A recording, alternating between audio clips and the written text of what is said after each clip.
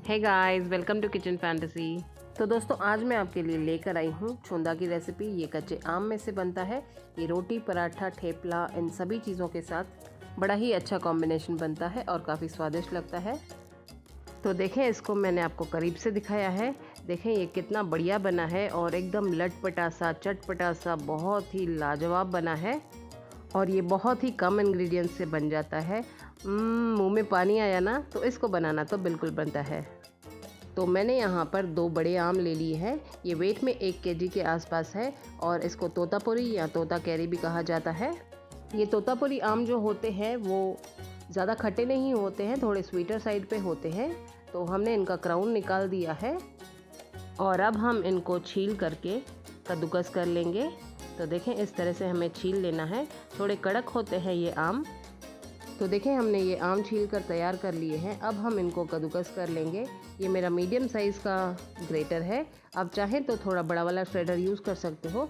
तो इसकी स्किन और गुठली निकलने के बाद इसका वेट करीब 670 ग्राम रह गया है।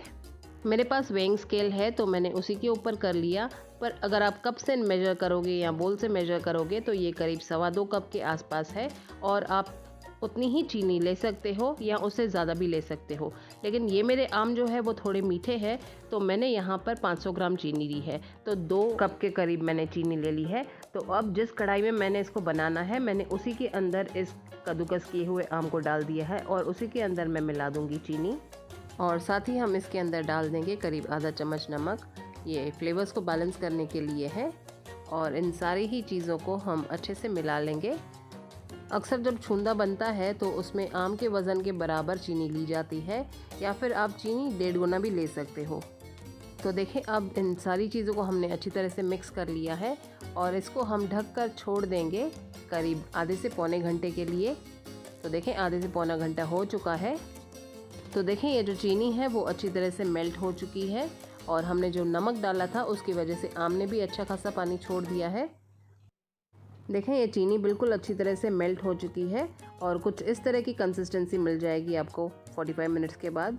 तो हम इसे दोबारा से अच्छे से चला लेंगे और अब हम इसको चूल्हे पे चढ़ा देंगे। फ्लेम को हमने ऑन कर दिया है। फ्लेम को मैंने इस समय हाई रखा हुआ है। अब हमने इसमें डाल दी है 8 से 10 काली मिर्चें। ये 5 से 6 लौंग डाले हैं और करीब 3 से 4 छोटी इलायची के दाने निकाल कर डाले हैं और 1 इंच दालचीनी का टुकड़ा है। इससे काफ़ी अच्छा फ्लेवर आता है। आप चाहें तो इन चीज़ों को हल्का दरदरा कूट के भी डाल सकते हो। तो देखें, अब हम इसको अच्छी तरह से चला लेंगे। इसे पकते हुए करीब 7 मिनट हो चुके हैं और ये गाढ़ा गाढ़ा सा होने लग गया है। ये वाला छूंदे का वर्जन जो है हमारा इंस्टेंट है, क्योंकि हम इसे चूल्हे पे बना रहे हैं। ट्रेडिशनली हमारी दादी या नानी जब छूंदा बनाती थी तो उसे सोलर एनर्जी पे बनाती थी।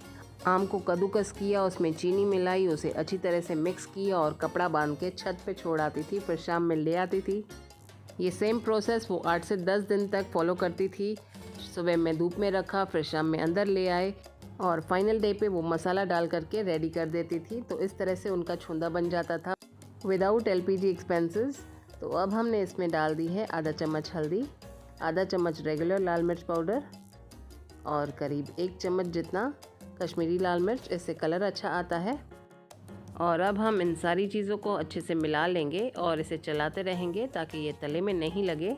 तो देखें, इस छूंदे को पकते हुए करीब 10 से 12 मिनट हो चुके हैं। फ्लेम को मैंने लो टू मीडियम कर लिया है। फर्स्ट इनिशियल 10 मिनट हमें हाई फ्लेम पे पकाना है। फिर जैसे चीनी थोड़ी गाढ़ी होने लगे तो आप फ्लेम को लो टू मीडियम कर दें और लो टू मीडियम फ्लेम पे आपको 10 मिनट तक पकाना है। फिर उसके बाद फ्लेम को एब्सोल्युटली लो कर देना है, क्योंकि उस समय तक आपकी जो चाशनी है वो रेडी हो जाएगी। मुझे 25 मिनट हो चुके हैं और ये मेरा छूंदा जो है वो ऑलमोस्ट डन है। तो आपको चेक कैसे करनी है आपकी चाशनी। देखें, इस तरह से जब चाशनी आपकी गिरती है तो जो लास्ट ड्रॉप है वो स्ट्रेच होके गिरना चाहिए, तभी ये इंडिकेशन है कि आपकी चाशनी ऑलमोस्ट डन है। चलिए मैं आपको और एक तरीका दिखा देती हूँ चाशनी चेक करने का। तो इस तरह से आप थोड़ा सा छूंदा प्लेट के ऊपर डाल दें। जैसे ये ठंडा हो तो आप इसे थोड़ा सा उंगली पर ले लें और इस तरह से आप इसे स्ट्रेच करके देखें तो आपका एक स्ट्रिंग फॉर्म होना चाहिए। अब हम इसके अंदर डाल देंगे 1 नींबू का रस। इससे जो चीनी है वो क्रिस्टलाइज नहीं होगी और आपका छूंदा जो है लंबे समय तक चलेगा। हमने इसमें प्रेजर्वेटिव के तौर पे कुछ नहीं डाला है, क्योंकि चीनी अपने आप में एक प्रेजर्वेटिव होती है। नमक थोड़ा सा डाला हुआ है और नींबू डाला हुआ है, और इसे जस्ट अच्छे से पकाना है हमें। अच्छी तरह से एक तार आपकी फॉर्म हो जाए तो ये छूंदा आपका साल भर अच्छे से टिकता है। आपको इस पकाने की प्रोसेस में अच्छे से ध्यान देना है, तो आपका छूंदा कभी ख़राब नहीं होगा, उसमें फुई नहीं लगेगी। क्योंकि अक्सर जब लोग छूंदा बनाते हैं या फिर मुरब्बा बना लेते हैं तो उनकी ये शिकायत रहती है कि कुछ दिनों के बाद उनके जो मुरब्बे में हल्की सी स्मेल आ जाती है और ऊपर से फंगस यानी फुई लग जाती है। वो इसलिए क्योंकि उसे बराबर नहीं पकाया गया होता है और उसमें कुछ मॉइस्चर रह जाता है, और इसकी वजह से उसमें फंगस फॉर्म होना स्टार्ट हो जाता है। और इसे ओवर कुक भी नहीं करना चाहिए, वरना आपकी चीनी क्रिस्टलाइज हो जाएगी और जो आम है वो कड़ा हो जाएगा। तो देखें, हमारा जो छूंदा है रेडी हो गया है। हमने फ्लेम को स्विच ऑफ कर लिया है और दोबारा से हम इसके तार की जो है स्ट्रेंथ चेक कर लेते हैं। देखें कितना बढ़िया तार बन रहा है। आपको एक तार की चाशनी बनानी है तो लीजिए, रेडी हो गया है हमारे ये बहुत ही बढ़िया छूंदा। ये रूम टेम्परेचर पे आ चुका है और अब इसे आप स्टोर कर सकते हैं स्टरलाइज्ड ग्लास जार में या फूड ग्रेड कंटेनर में, और आप इसे साल भर तक स्टोर करके एंजॉय कर सकते हो। पर आप जब भी इसे निकालें तो इस बात का ध्यान रखें कि आपका चम्मच क्लीन होना चाहिए। तो आप इस रेसिपी को एक बार ज़रूर ट्राई करें। उम्मीद करती हूँ आपको हमारी ये रेसिपी पसंद आई होगी। Thanks for watching. Serve with love and do subscribe to Kitchen Fantasy. Bye.